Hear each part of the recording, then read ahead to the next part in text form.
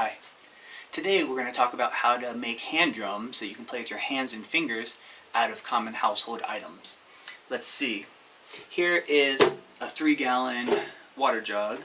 So if you find something kind of like this, you can take it, you can hold it with one hand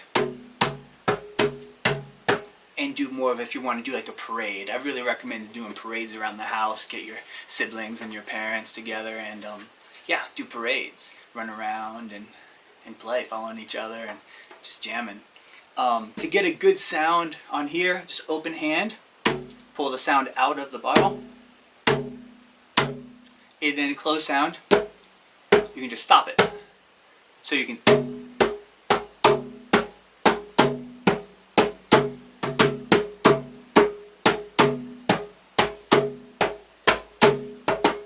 also put it in between your legs and play it more like a djembe or something.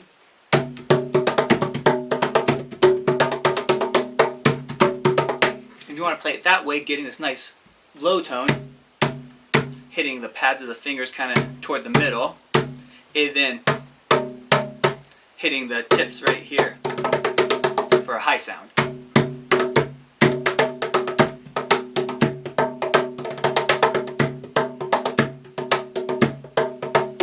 So that's a fun basic way to start getting sounds. Another way you can play that same basic way is a bucket.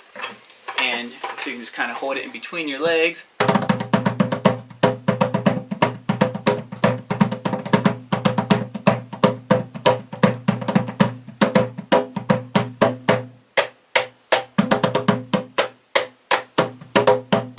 So really just getting the pads of the fingers right in the sweet spot about halfway between the center and the middle is the main sound here.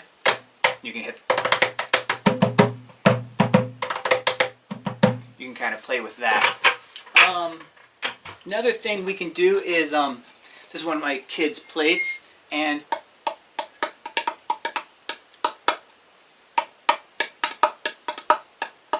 you can play up like this, holding it kind of with your thumbs and your first fingers, and then playing it kind of just the thumb on this hand. You can play it like that. You can also put it in between your legs and play with your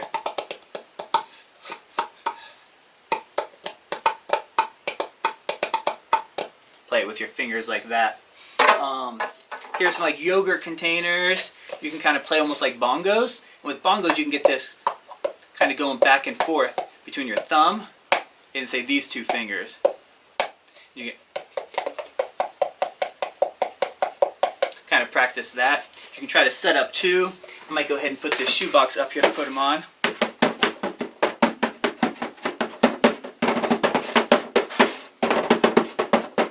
Probably be better if you're sitting on the ground or something. Shoebox. Just a basic shoebox. I like to play this by putting it on my left leg, and then you can play it, you can snap on it. If you take just a regular snap with your different fingers. The thumb has a really nice low sound here, or you can use your whole hand. Play here.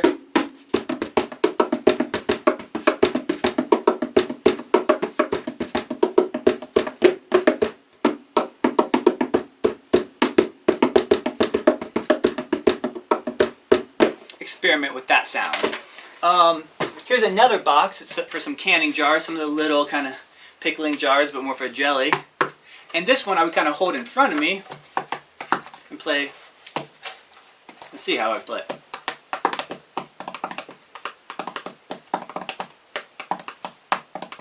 So doing these finger rolls where you get your middle and index, and then your ring finger here, and then your ring. So it's middle, index, ring, ring.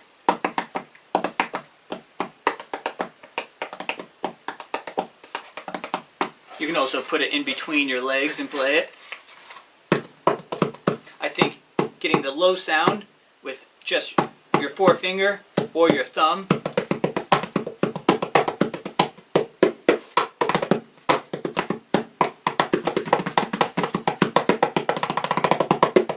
play around with those sounds.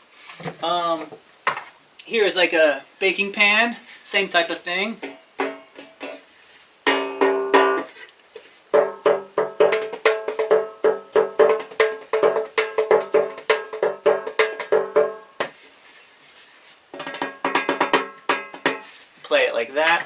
I think books are great. I'm a big fan of Jim Henson.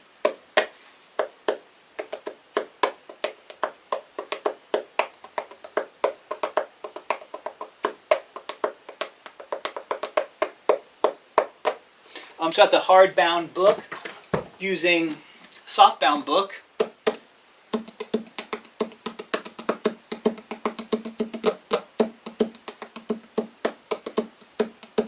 With any of these that you're playing this way, you kind of want to catch that bone on the right, on the inside of your ring finger into your fingers, right by the inside of the spine there. You can snap like on the other ones. And here's another book that's a little bit smaller that you can like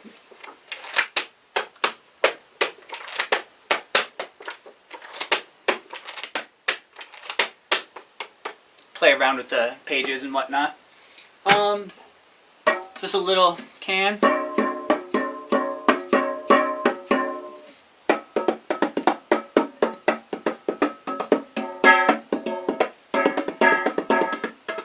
So you can play it with your thumb, with your fingers. Maybe play with my middle finger back here.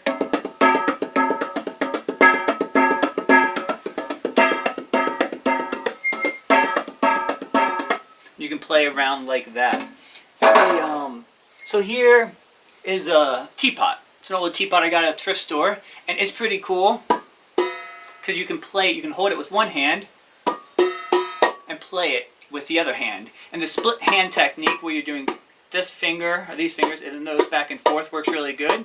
To get that low sound, just one of the fingers, stopping sound here.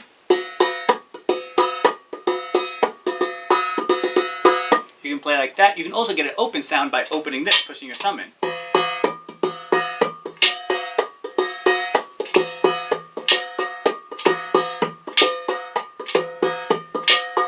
And what's really cool about this is that you can add water to it.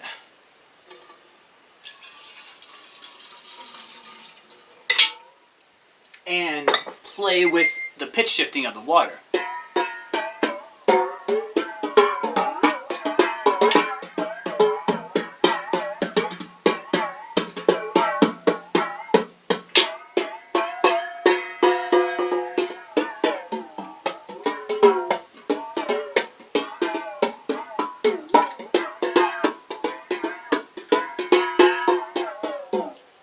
So you can play with that.